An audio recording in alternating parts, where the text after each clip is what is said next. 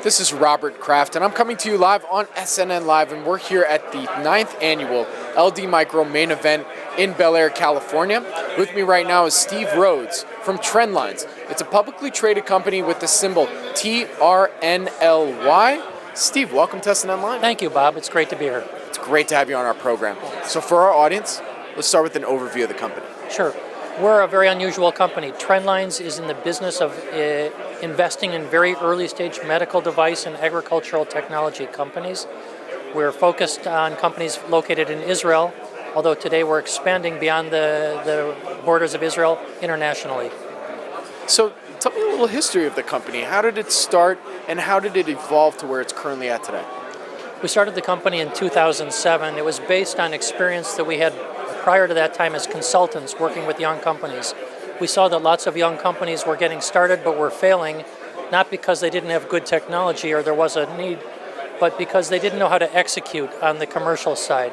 So when we had the opportunity to acquire the 2 incubators in Israel in 2007, we jumped on the opportunity and developed a unique business model that focuses not only on investing but also on providing a very extensive portfolio of support services to our portfolio companies.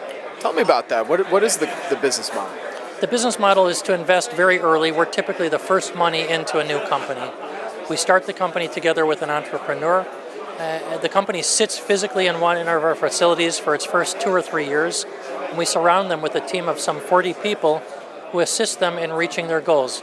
Not only do we cover all of the overhead expenses, the bookkeeping, the accounting, and the legal, but we also provide an extensive portfolio of value-added services. We do market research for the portfolio companies. We do marketing communications, business development. We actually do investment banking for the companies. We like to say that we're the largest non-compensated investment bank in Israel. We're out raising money for our companies all the time, and because we're deeply involved in the companies, we think it greatly increases their chances of succeeding. So what's your criteria? I mean, you're talking like right at the beginning. So what are the things that you're looking for when you're looking at a potential investment? We see about 500 opportunities a year in order to make 8 investments. So we have to be very selective. We look at the same things that most investors look at: technology, size of market, need. But the most important thing for us is the people. Because our model is to be so deeply involved in the companies, to work so closely with them, we have to find entrepreneurs who play well with others, who know how to work in partnership, and that's really our number one criterion. So tell me a little bit about some of the exits you've had. I know, from what I understand, it's a little different than maybe an incubator, in the U.S. than what you have, right? Right. We've had 6 exits to date over the last 9 years. We also have a lot of companies that we think are queued up for exits in the coming couple of years. Typically, a company that has an exit has developed product, may have regulatory approval if it's a medical device company, may have some sales, but it's at a place where it's ready to scale up.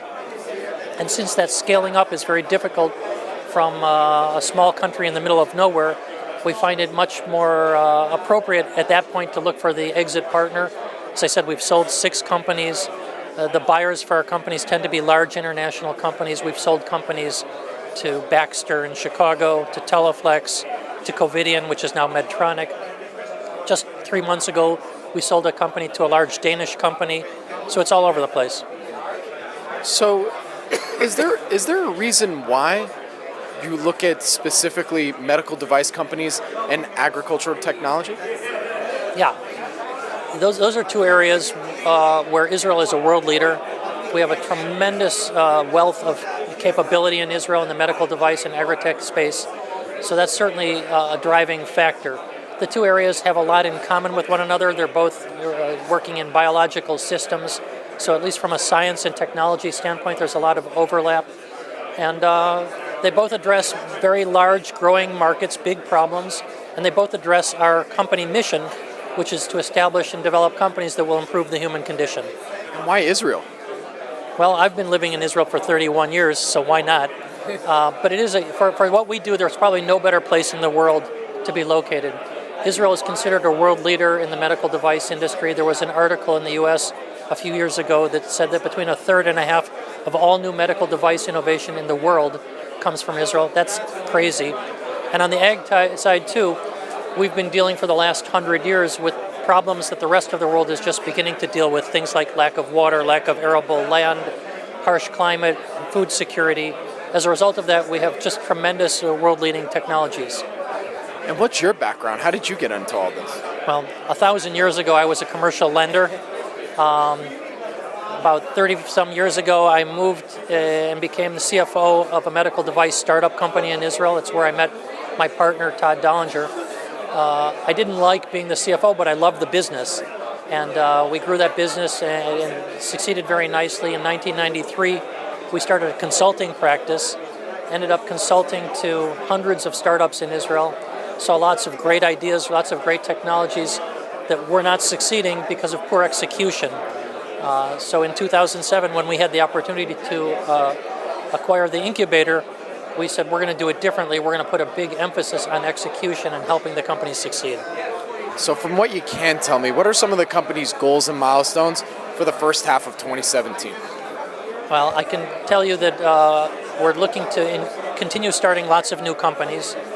We start companies in Israel at the pace of about 8 to 10 companies a year. We want to maintain that pace. We've also now opened up a new incubator in Singapore, and we're hoping to start investing in companies beginning from the first quarter of 2017. So I hope to see new companies getting started in Singapore. We want to build our Trendlines Labs unit, which is an exciting opportunity. So Steve, tell me a little bit more about Trendlines Labs. You mentioned that a little bit earlier.